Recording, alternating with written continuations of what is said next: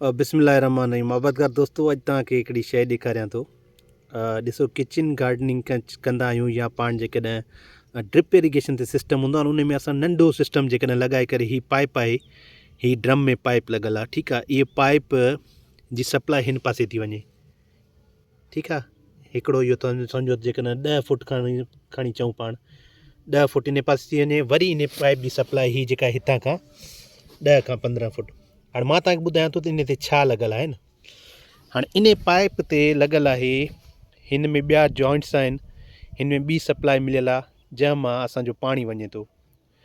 शुरूआति खां जेकॾहिं पाण ॾिसूं था, हीअ असांजी आहे ॻाढ़ी गजर, ठीकु आहे। हीअ असांजा धनिया आहिनि, धाणा आहिनि, हीअ ठीकु आहे। हीअ असांजी पालक लॻल आहे, ऐं हिन में बि असांजी कुझु न कुझु लॻल आहे, पर हीअ कुझु वाज़े कोन्हे को, मूंखे एतिरो तजुर्बो बि कोन्हे को जो मां तव्हांखे ॿुधायां। पर हीअ बि असांजी को वेजिटेबल आहे जेका असां मतिलबु सैलेड वग़ैरह जे लाइ इस्तेमालु कंदा आहियूं। हीअ आहे असांजी अछी मूरी आहे, ठीकु आहे। मूरी जेका असांजी हूंदी आहे, हीअ तव्हां सिस्टम ॾिसो। हीअ असांजो आहे धनिया वरी अची विया, हीअ असांजी ॻाढ़ी गजर थी वई, हीअ पालक अची वई। उन खां अलावा इन ई सिस्टम मां ॾिसो लॻो पियो आहे असांजे इहो, थोरो अॻिते हलूं था। हीअ खजी जो वण खे हितां ई पाणी मिले थो, हीअ तव्हांजी भर में हितां इन खे हितां ई पाणी मिले थो, ठीकु आहे। इहो लीमो बीठो आहे, लीमे जो वण आहे, इन खे हितां मिले थो। हीअ लीमे जो वण आहे, इन खे बि हितां ई मिले थो, पाणी मिले थो। परियां अंब लॻा पिया आहिनि, इहो सिस्टम वरी ॿियो आहे, ड्रिप इरीगेशन जो सिस्टम अलॻि सिस्टम आहे। परियां जेके अंब हेठि तव्हांखे ॾिसण में था अचनि, ऐं हीअ निज़ाम आहे मतिलबु अंब आहिनि या परियां ड्रिप इरीगेशन ते।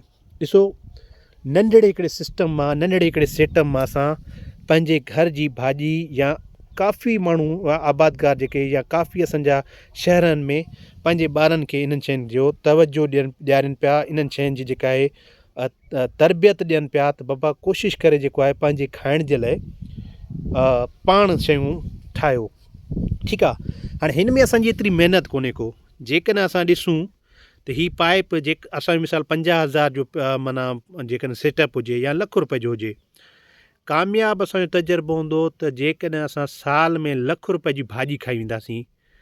ॾिसो, धाणा बि तव्हांखे क़ीमत में पेमेंट था मिलनि, हीअ गजर बि केॾी भली बीठी आहे। हिन खे तव्हां छा कंदो, वथाण जो भाण ॾींदो, प्योर ऑर्गेनिक फार्मिंग तव्हां कंदो, ठीकु आहे। ऐं हिन खे जेको आहे साफ़ु सुथिरो हूंदो, हिन खे तव्हां ज़हरनि खां बचाईंदो। तव्हांजी हेल्दी तंदुरुस्त हेल्दी ॿार हूंदा त उहे हेल्दी सोच उन्हनि जी हूंदी, उन्हनि जे माना दिमाग़ में जेके आइडियाज़ हूंदा, उन्हनि जो ज़हन ताज़ा तवानो थींदो।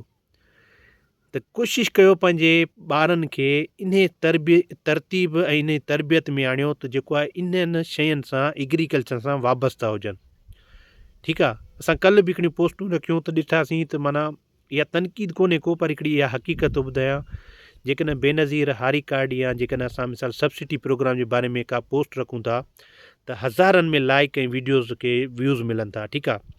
पर जॾहिं असां का कम जी ॻाल्हि था कयूं, जॾहिं महिनत जी ॻाल्हि था कयूं, त असांखे जेको आहे बिल्कुलु माना ॾाढो ॾुख थो थिए त असांजा आबादगार या असांखे उन शयुनि खां तमामु घणो माना नज़रअंदाज़ कंदा आहिनि।